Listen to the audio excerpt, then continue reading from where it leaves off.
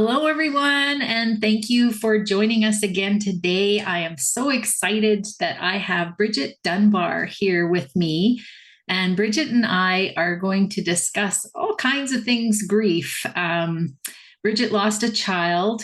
And so, through that, I'm assuming she is now the author of Grief, Loss, and the Goodness of God, and leading those in grief to a place of hope and healing. And Bridgett holds a master's degree in marriage and family therapy and has held positions as a therapist, a coach, a spiritual leader, pastor, inner healing trainer, and facilitator, and a prophetic teacher.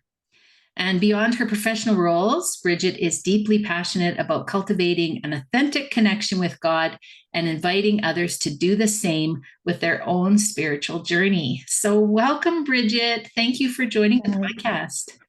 Thank you so much. I'm so honored to be here. Thank you for having me.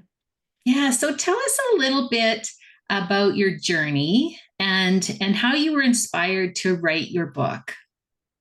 Yeah, my book really came out of a place of me losing my own son. So I lost him at birth. He was born stillborn, and I had experienced a lot of other significant losses around that time, and so it put me just in a pretty deep journey of grief for quite a while. And I actually had been working professionally in the field of psychology, working with others who are grieving even prior to that. And so I've had a diverse background in working with people through grief, but it wasn't until I really went through it myself that I discovered just the depths of my soul, of really what grief it feels like and is all about. And I decided to write a book to help people truly transform out of their grief and into a place of healing and wholeness and peace with that season of their life.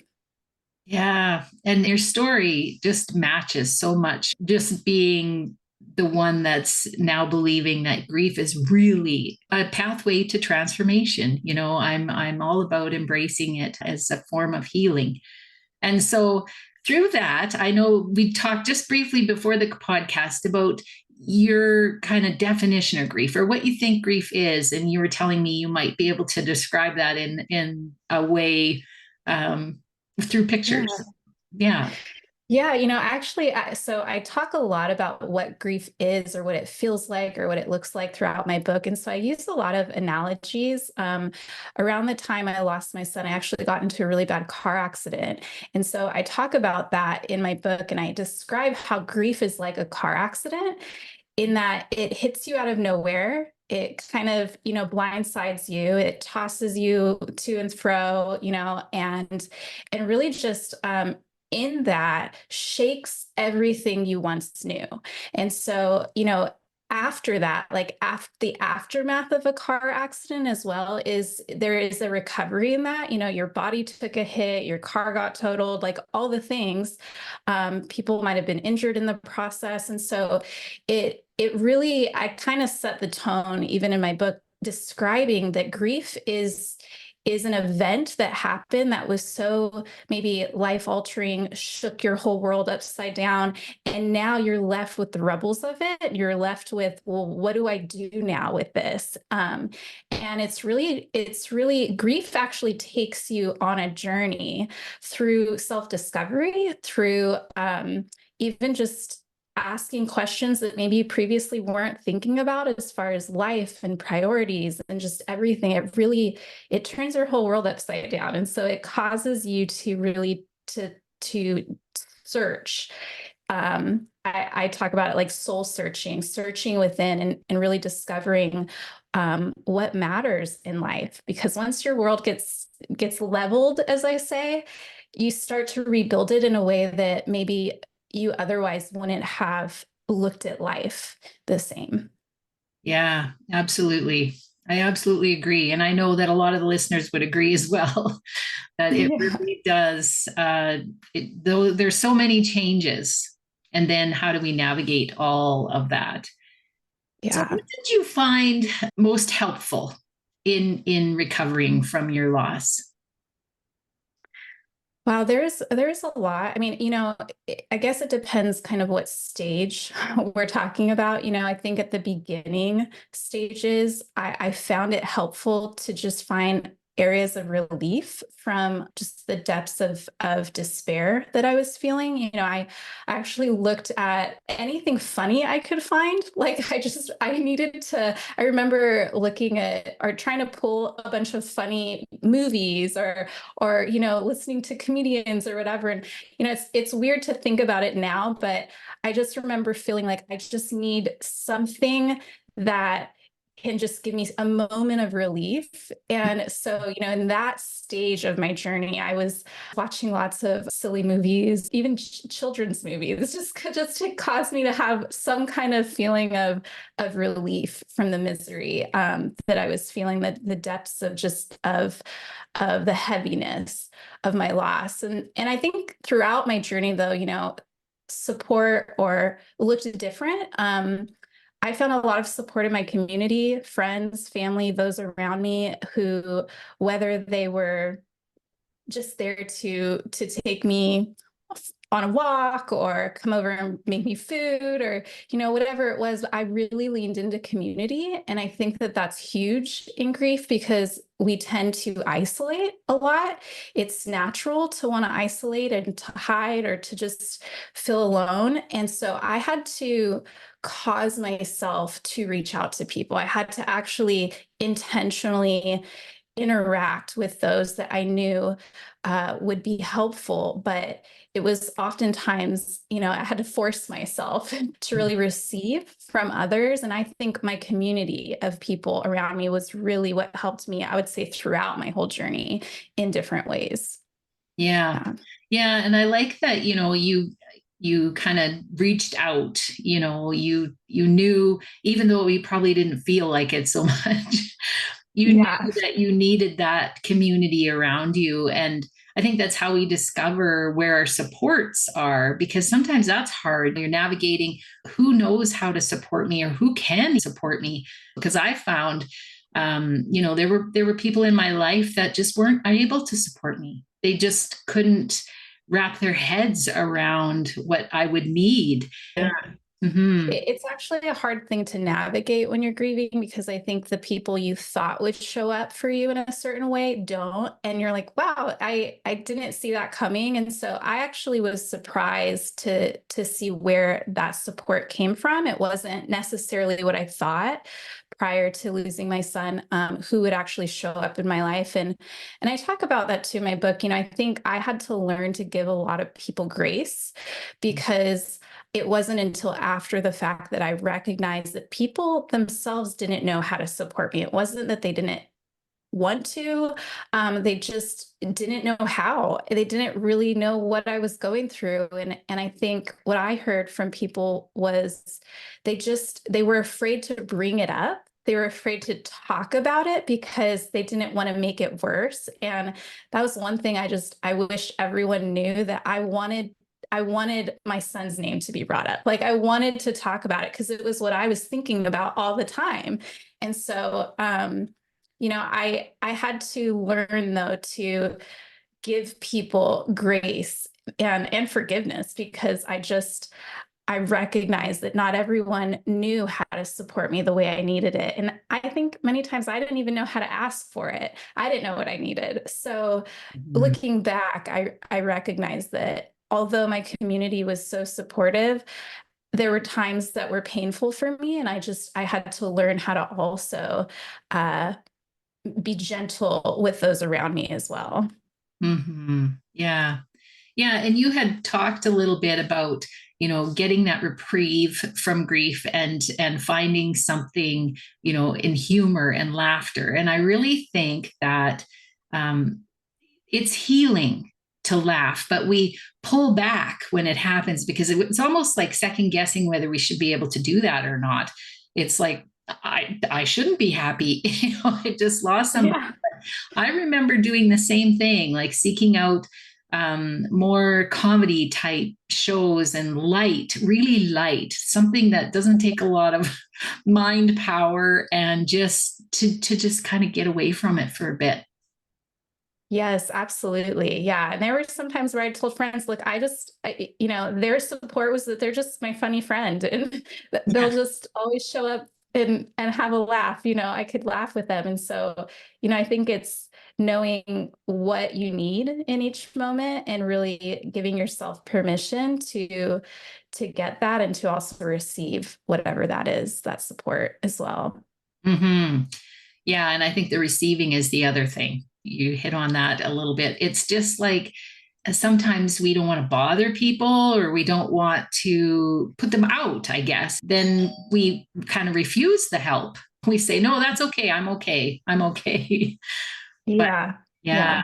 Hmm. Absolutely. Yeah, we can fall in the trap of trying to comfort others more than we receive comfort ourselves. And this is the time, I would even say when you're grieving and you've experienced a loss, it's the time to receive support. It's the time to ask and give yourself permission to ask for what you need. Because I actually think what I learned is people in my life, they wanted to give more than I realized. They just didn't know how. And so if I had known that I could be more vocal and not feel ashamed or afraid of asking for what I needed, that they were ready and willing to do that. They just didn't really know how to navigate that with me. Yeah. So tell me, what were some of the things that people did for you, with you, that really helped?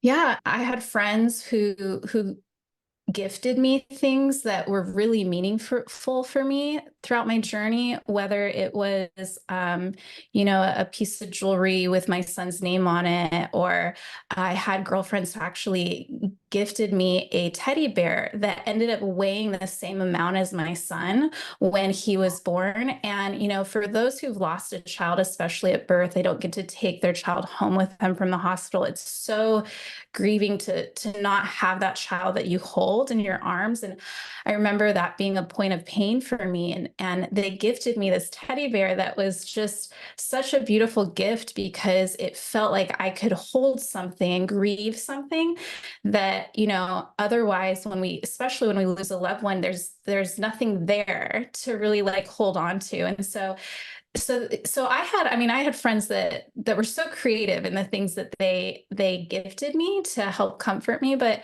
I even say on more practical standpoint, I had friends that made me meals, brought me groceries, like helped me, just brought me out. Like I think some of the best times were when friends just took me away from my reality. Like they took me to a show or just to kind of get my mind off of stuff. And so took me out of my element a little bit, took me on a trip or whatever it was. And so whether it was people just wanting to come and sit on my couch and talk with me over some tea, or whether it was to go out and do something to get some fresh air, go on a walk, like there's so much that you can do for those who are grieving. And I think, not underestimating even just the simple things like a phone call or a text. Some of the best times where I felt most supported was honestly my friends telling me, hey, you don't need to respond to this text, but I just want you to know I'm thinking about you. I love you.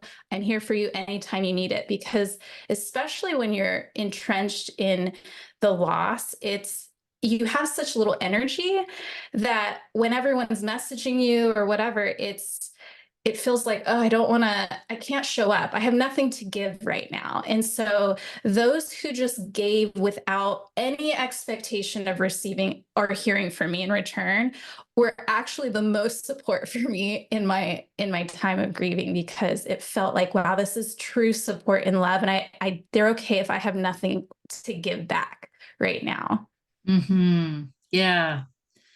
Yeah. So now going forward, I know that the situation's slightly different because your son was very small. And so, you didn't get a lot of time with him and you didn't get a lot of time. Other people didn't get time with him. So it's a different kind of thing. But just tell me a little bit about how you're moving forward with that and how you're coping with that. Yeah. I think I just am a true believer in really turning your pain into purpose. And, what is the purpose in this pain? Like, what is the good that can come out of it? And so, as a result of my son passing, I actually have partnered with an organization in India who now helps women who are unwed and pregnant and looking for support in having a safe delivery, in actually being a part of a community that will help them transition into motherhood and give the care that they need for their child. And so, that's a whole story, and that came about so, divinely. But it's really amazing to see how something in my life that could feel so devastating and feel like it was just a moment in my life has become something that I really looked to help encourage others in the process. This is where my book came from. Like, I knew that in my journey there, it's unique for me because I got to work with a lot of people that were grieving in my field. And so there are many times where people get stuck in grief, and it's really hard to know how to navigate toward healing, toward wholeness. And so I wanted to do that. And so even me writing my story and writing this book was so healing for me, because now I get to really see the purpose in my pain, the purpose in that experience in my life, and saying, well, how do I make something from this and share it with the world that can also benefit others? And so there's so many ways I've done that, but that's where I'm at today. I think when I focused on now what moving forward, it's, well, what can I do with this to help others? What can I do to forward what I have learned and the healing that I have attained? How can I help others also attain that same hope and peace and healing on their journey? Beautiful. Yeah. And I love that. It just seems like that there are so many great stories like yours out there of people who have transformed their pain into purpose. And it's a beautiful thing. And, I truly believe there's a lot of divine guidance that goes along with this. The whole process of grief is very much for me, a spiritual awakening. It's been getting to know more about who I truly am and what life is all about. Would you agree that that's something that's been really transformed in your life too? Absolutely. I think it, one thing that I talk about too is just how, it wasn't just my son that day, it was me as well. And I think that what I found is that in the process of grieving, I was also grieving my own death. Like, I was grieving the death of who I knew myself to be, because my son marked my life. Like, he changed my life. I became a mother in that moment. Like, I took on a new identity. And so it caused me to really soul search and figure out, who am I and what do I want my life to look like moving forward, and what's most important to me. And so in that journey, I also experienced a death of myself that really was kind of a metamorphosis of transformation into who I am today. And as a result, I have created the life that I truly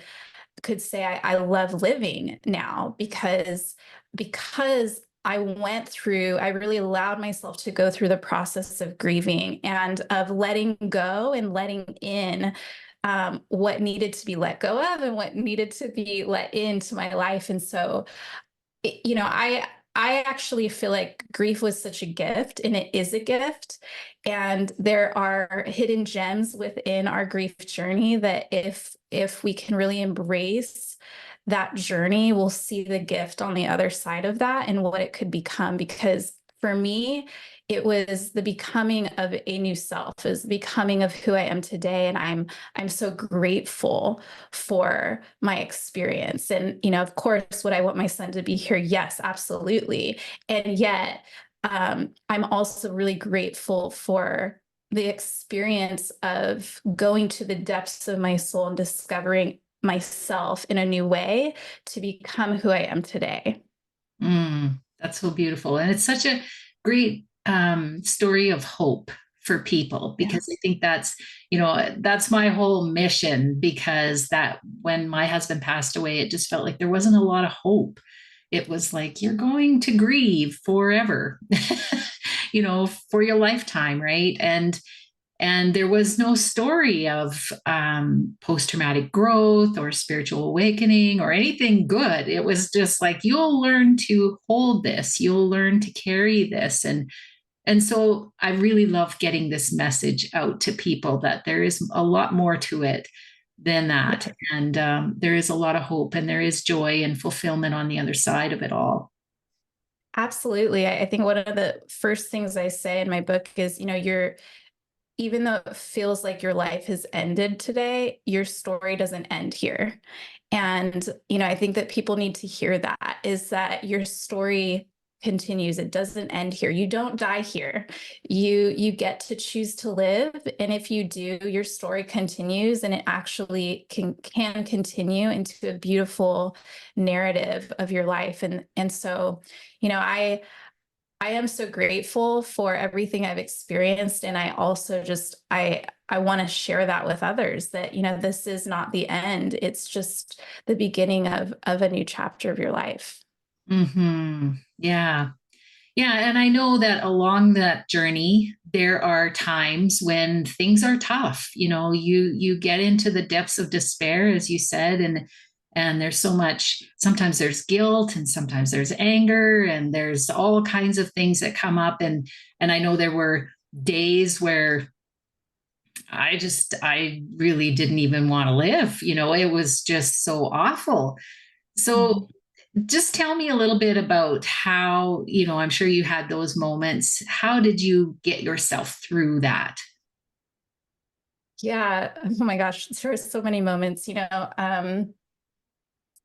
it might sound, I mean, there are so many moments that I do explore in my book, about just kind of the depths of darkness that you do go through, just the valleys that you walk through. And I remember one time, my husband and I, because we were grieving together, and everyone grieves differently. Everyone has their own unique experience of loss. Even if you've both lost the same person in your life, it looks different. And we used to hike, and I just remember one of us saying, man, I wish that I could just like roll down this mountain and just be gone forever. And we were just kind of almost like laughing at the fact that we were so morbid in that, like, we just wanted to die, like, and fall right off the cliff. And we just started laughing at the fact that, wow, this is really dark. And, our thoughts are dark today. And it actually brought a little bit of like light and laughter to us.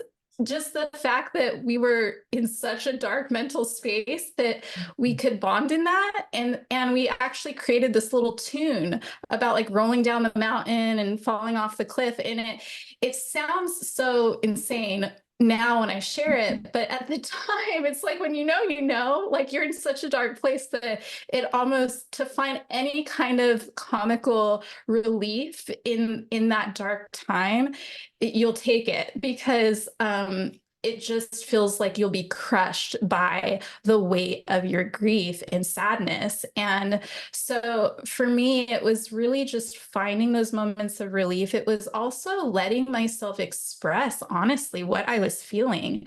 And, I journaled a lot. I think most of my book actually came from just some of my journalings, because it helped me express myself. I sought therapy, I sought group counseling, I sought any kind of grief resources that would allow me to express honestly where I was at, and it not cause people to run or be afraid of the deep dark feelings I was actually feeling.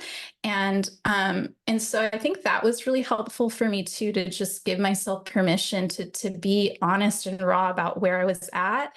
And it also knowing that this wasn't where I was going to remain. And it was just part of my journey. And I just needed to keep going. And so there were so many times where I had to tell myself just one more breath, one more step, like one more, whatever it was, because that honestly, I think in the darkest times is what got me through. It's just one more breath, Bridgett, one more day, one more step forward. Like when I felt like I just couldn't get out of bed or off the floor, to eat anything, it was just one more. And that really got me to where I'm at today in those times. Yeah. Yeah. I love how you share that because I know everybody goes through that, and it's knowing that, yeah, like you say, you're not going to stay there. That's not the intention. In the back of your mind, you're coming out of that, but sometimes it can be long. It's like Yes. days of I remember thinking, oh my goodness, is this ever going to end? But it does. You, like you say, you seek out help, you get support, and Yeah. yeah, yeah. Yes, absolutely. Yeah. So, what are some of the resources that you provide that would help my listeners? Yeah, well, so my book is actually available right now. I'm giving it away for free download to anyone who feels like they just are searching for something to hold on to. What I do actually in my book is the chapters are very short and topical. So, what I recognized in my grief journey was that you wake up any given day and you feel something. And so, um, grief is not linear, it's up and down and all around. And so wherever you're at, there's a chapter for it. Mm, And it leads you into self-reflective questions, prompts, things like that, that'll actually help you process and kind of massage out whatever it is that you're going through in that moment. I also am creating a course for those who want to go deeper. I'll be rolling out some other resources for those who maybe want to have more hands-on, one-on-one or group type work. So I am creating resources right now, and anyone who's interested, I have also some other free guides, resources for those who are interested in the more kind of how do I connect with God, my spirituality, my faith, where's that in all of that? Because I think that a lot of people, especially when faced with death, we begin to ask those existential questions of like, what is the meaning of life? And is there a higher power and all these things? And so that's a natural process that I definitely help people process and walk through. And I have a few resources on my website for those as well. So anyone who's interested can go to bridgettdunbar.com/grief and they'll find all of those there. And I'm sure I'll be adding more in the future. oh, that's so amazing. So, thank you for sharing that. And thank you for everything. Is there anything else you want to add before we go? I'm just I'm first of all so grateful to be on here. And I just want to let people know that wherever you're at in the grief journey, there is hope, there is healing for you. And this isn't where your story ends. And yet, exactly where you're at is okay. And so I hope that those who hear this message find at least hope for today, that there is a bright future for them in store. Thank you so much again for taking the time. And I want to thank everyone for listening and have a good day. Thank you.